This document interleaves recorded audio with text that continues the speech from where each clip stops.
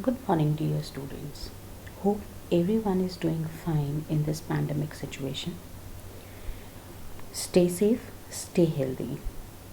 Now, we will be continuing or starting with our subject, that is software engineering. So, as the name suggests, it's very interesting because we all are using softwares in our day to day life, right? And we are fascinated by all the new softwares which are coming up. We explore them, we try to use it.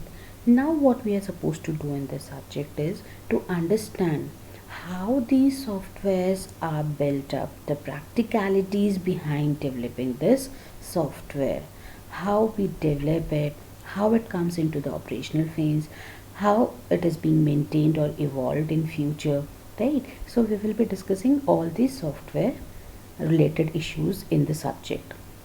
But why this subject separately, right? What do you mean by this engineering principles? What is the reason why not only software development could be the name given? Why we are calling it as software engineering? What specific things are included here? That will be discussed here, right? Now understand it this way, the importance of this subject. Our computer science domain is broadly divided into three parts. The first is in hardware development, that is a hardware part. Second one is a software development part, and third one is a database part. All the three are really important, right? You need hardware also to make the software work. You need softwares to utilize the hardware capabilities, and the database definitely to store the information and retrieve it as and when required. So this is one of the domain that we are going to explore in detail here, right? So what do you mean by software engineering? If I say simply, it's an engineering approach to develop the software. The simplest way is this engineering approach. But what does that engineering approach means? Engineering approach is you can say disciplined and a systematic approach. What do you mean by disciplined and systematic? That means when we are going to develop a software, we have to follow strict set of steps or phases in a proper manner in order to develop the software. It's not that you carried on the first step and then you jump up to the second, like you say third or the fourth one, and you skipped in the middle some of the few phases. It's not that. Systematically, one after the other, you have to rigorously follow all the steps. Discipline means like you can say here will actually we are concerned with the phase development approach.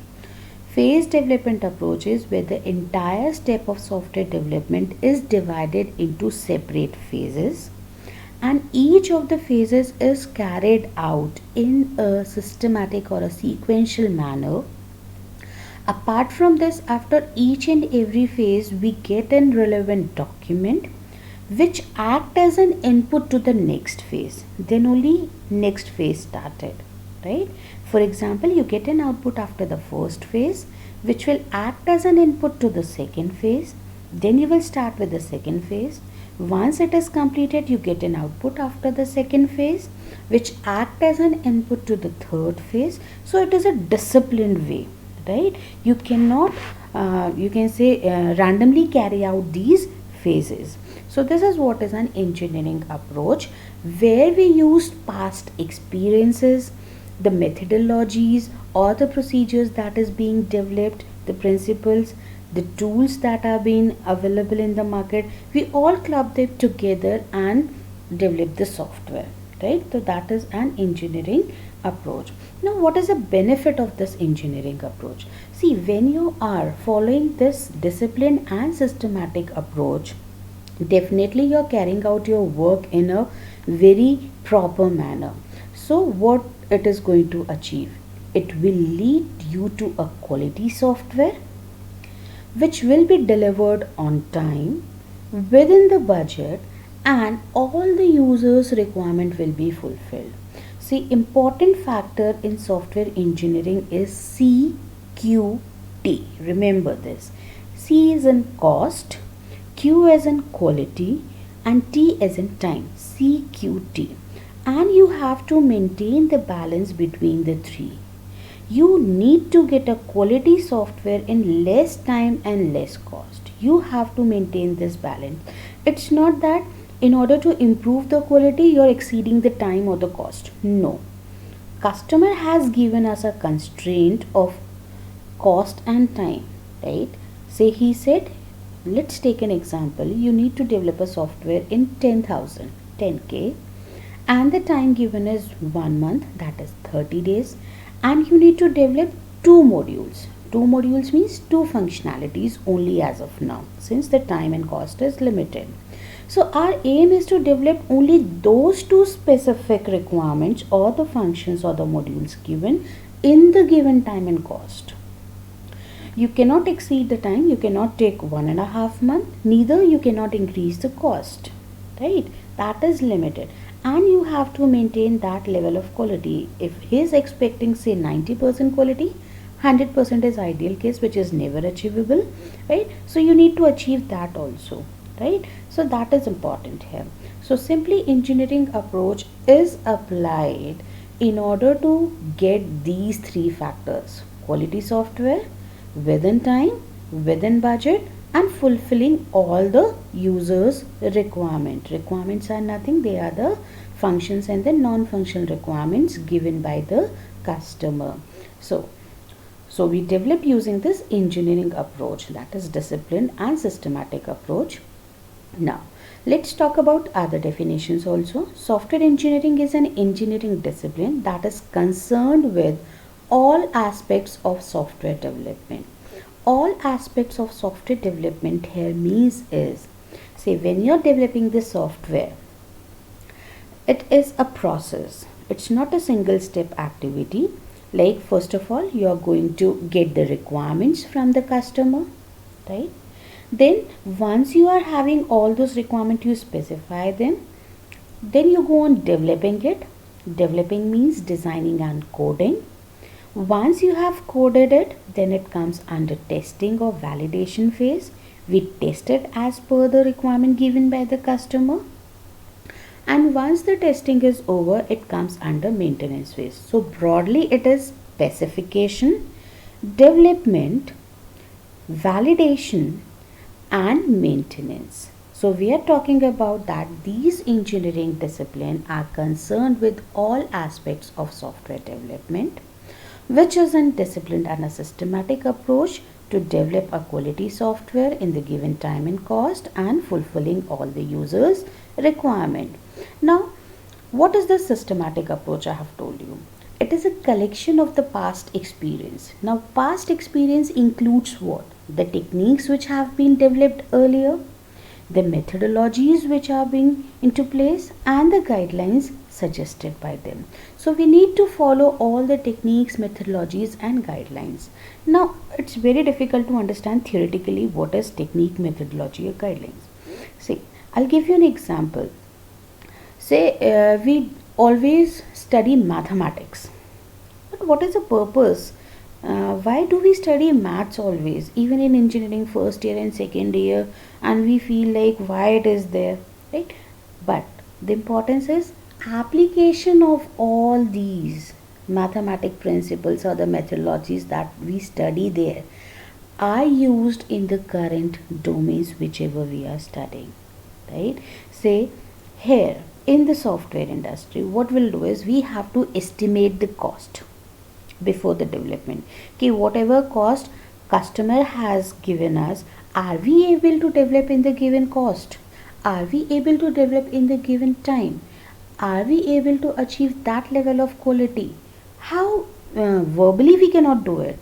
We need some basics, strong basics to estimate whether we can do it or not do it. So mathematically we go for certain rough estimations using the expressions which are being developed in the maths. We use those past expressions, we calculate roughly based on the parameters which are available with us, and then we say okay, customer said 10,000, I estimated roughly it takes 9,000 or 9,500, I'll say okay, I can develop it. But if I roughly estimate that it takes 15,000 and customer says 10,000, am I able to develop it? No. Then I'm going to negotiate with the customer. Okay, this is what the cost involved, and you have said this, it's not possible. Either reduce the requirement or the quality, or increase the cost. I'll be able to carry forward the work, right? So this is how the past experience are being applicable here to carry forward our work in software development. So another like there are n number of definitions given by different scientists, right? So we will be working on few important ones only.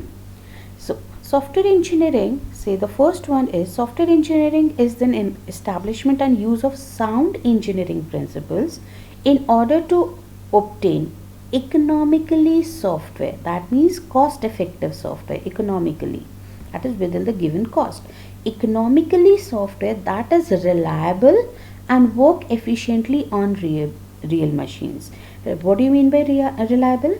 That it is going to fulfill all the users requirement whichever is expected by that software. It is reliable, it's trustworthy. The probability it is going to fulfill the user's requirement is high, that is reliability. And work efficiently, that means it is going to give the maximum output with the minimum inputs, right? So we have to develop a software using engineering principle that is cost effective, reliable and efficient in nature and can work on real-time machines.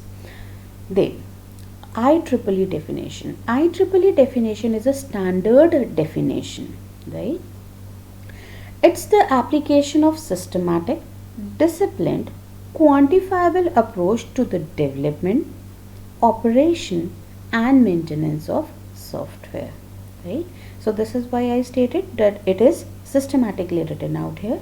Is simply the application of systematic, discipline and quantifiable. Quantifiable means the values which we can get exact value, measurable values, right? If I say distance is 1 kilometer, it is quantifiable.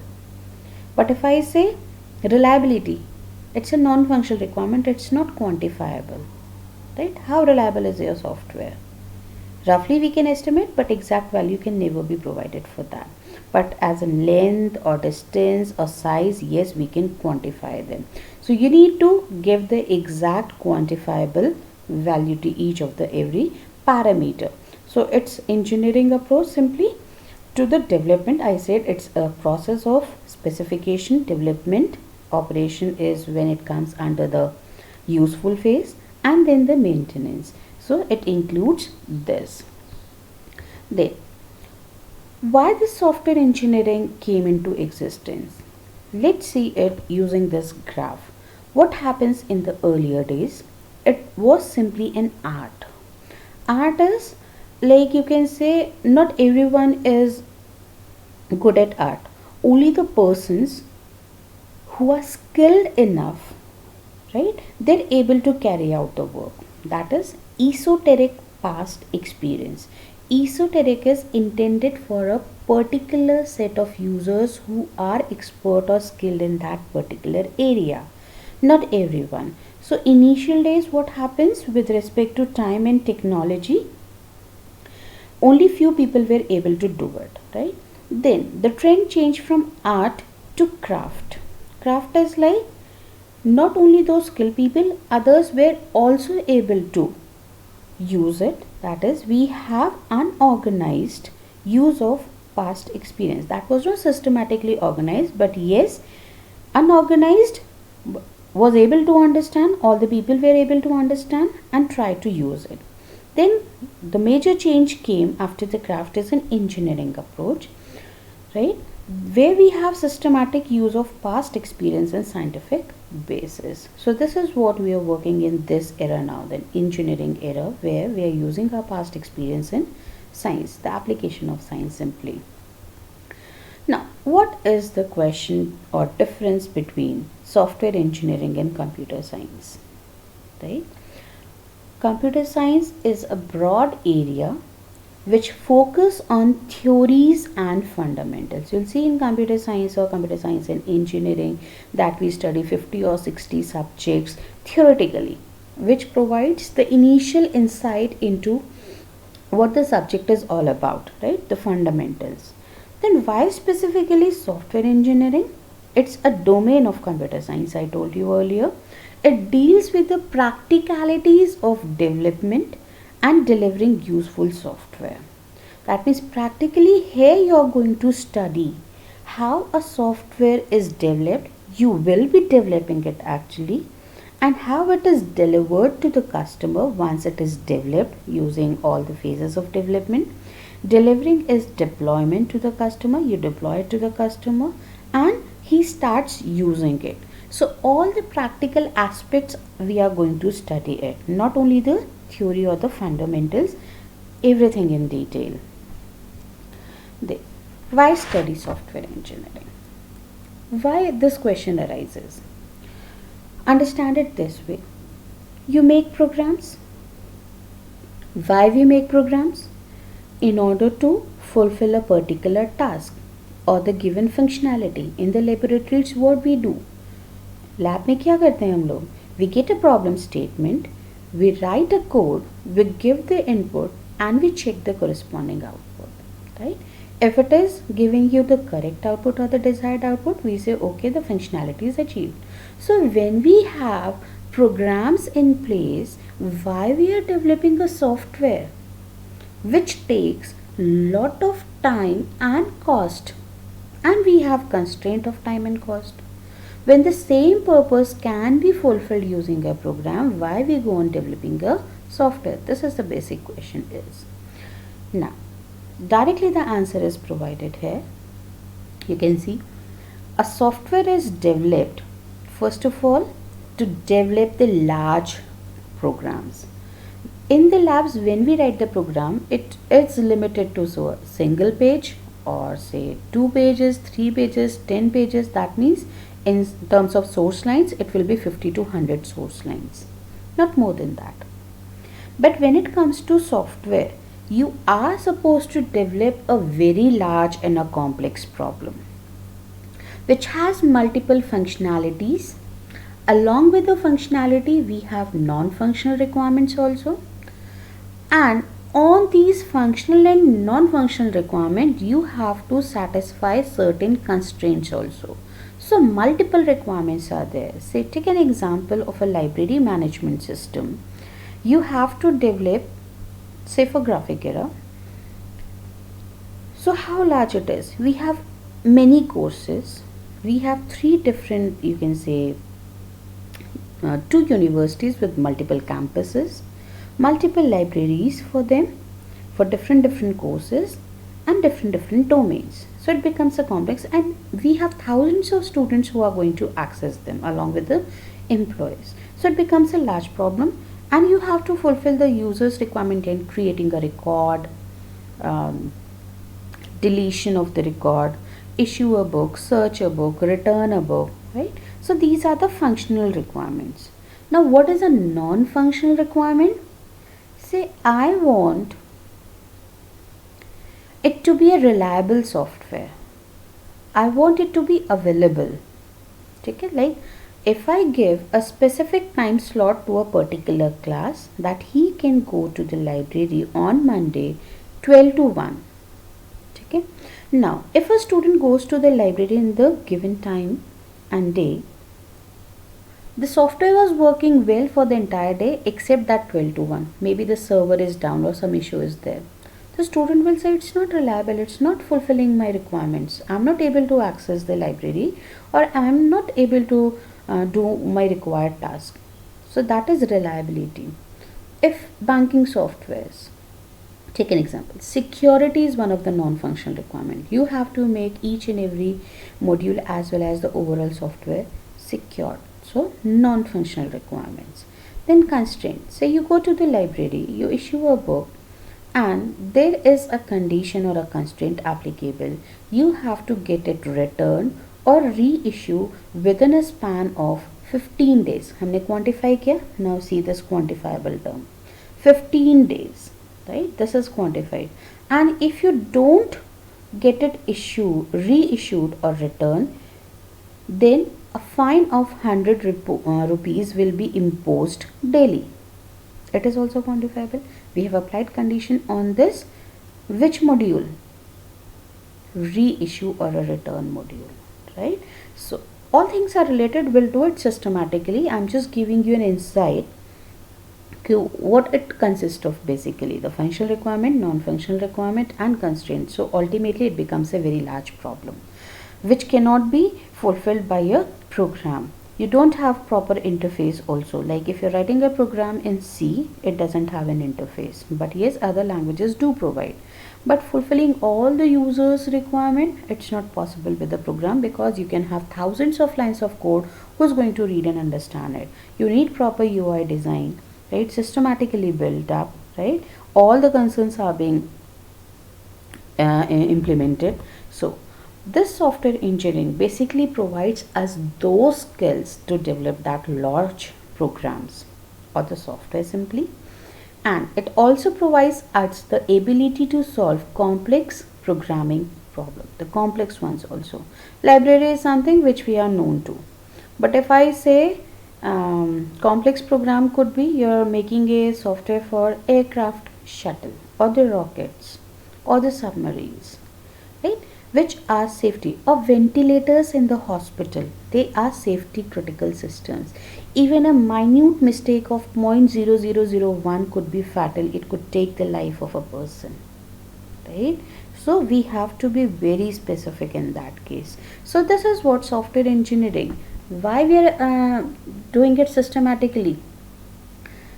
Best example is the safety critical system, ventilator. You can assume it. If anything goes wrong, if it is not systematically or correctly built up, it could be disastrous. It could take the life of a person, right? So this is what the software engineering provides, the skills as well as ability to solve the large and complex problems. Then what exactly is a software? What makes it different from a program? Right? How it is built up will be seen here. Let's see. The product that software professional build and then support over the long term. The generic way, software professionals, that is software engineers, build it and then support over the long term, that is maintenance. Once it is built, it's not that the task is completed. You have to maintain it throughout its lifespan. If anything goes wrong, that means any error comes in or any upgradation is required, modification is required, or there is a change in an environment, you have to adapt. So you have to make this software work in every situation, every condition, right? So that is the support or the maintenance that software professionals provide. So what does the software consist of, right? Normally we feel we just have computer programs here, because ultimately it is implemented using the programs only, right? But other than programs, we have some extra things which are present in a software which makes us multi-dimensional. Say we have instructions of the computer program that when executed provide desired feature, functions and the performance. Performance is related to your non-functional requirement. It also includes data structures that enables the program to adequately store and manipulate information. Software is something where you are storing and retrieving the information. So we have to manage that entire task with the help of data structures. Procedures, we have operating procedures, manuals and everything, right? We have all this part also. Along with this, the most important thing a software consists of is a documentation part. What do you mean by this documentation? Say you install any software. Let's talk about MS Office. Are we aware of all the functionality of MS Office? No. The ones we use daily, yes, we are aware of typing and all that, right? Let's say Excel. Multiple functionalities can be implemented which we are not aware of. But say if I get a problem and I need to solve it now, or I want to use the Excel, what will I do? Definitely, if I don't know, I'll take the help of help menu which is being developed there. What is an help menu? It acts as a guide. You type in the keyword, the relevant information about that, how to use it, and everything is provided. So that is a one example of documentation, right? So it is important since software is built for a large and a complex problem. You don't know how to use it properly. So in that case, you take the help of those help menus. You take, say, any new software is there, you require an installation guide, you require manuals, you need beginners guide and all, right? So that is the documentation part. Along with this, these are user oriented documents we are talking about. During the development, I said after each and every phase a document is released. Get SRS document, you get design document, source code, test report, error report, maintenance document, manuals and guides. These all are a part of document. So this document makes it the software as easy to use, you can say, right? Easy to develop and use. So documentation that describes the operation and use of the program, right? See, you cannot add use of program, I mean, is you cannot add description in each and every line in the code. It's going to increase the size actually, and once the size of the software increases, it will increase the effort, time and cost, and you know that you have limited cost and time. So for that purpose we prepare document separately. We have two categories, internal and external documents. So we'll see later. So ultimately, what is a software? If I summarize, it is a collection of computer programs, data structures and associated data and documentation. So lot much of documentation is there. Associated means to whichever phase it is relevant for useful, like how to use it properly. We have documents out there, right?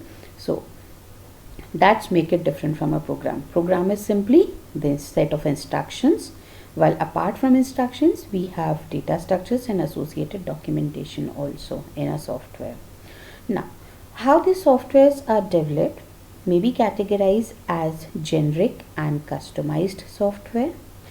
If the software is meant for general purpose like MS Office, anyone can use it, open to all, that is for general market, all users can use it, so that is a generic product.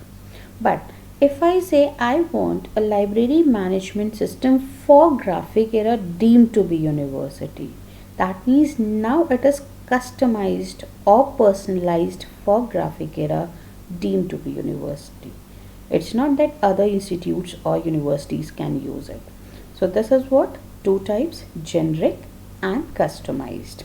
So hope you have got the insight what software is all about, a brief difference between program and a software, and what is software engineering discipline, right? In more detail, we will be discussing program and software in the next class. Now your task is try to identify the differences between program and software as far as possible you can, right?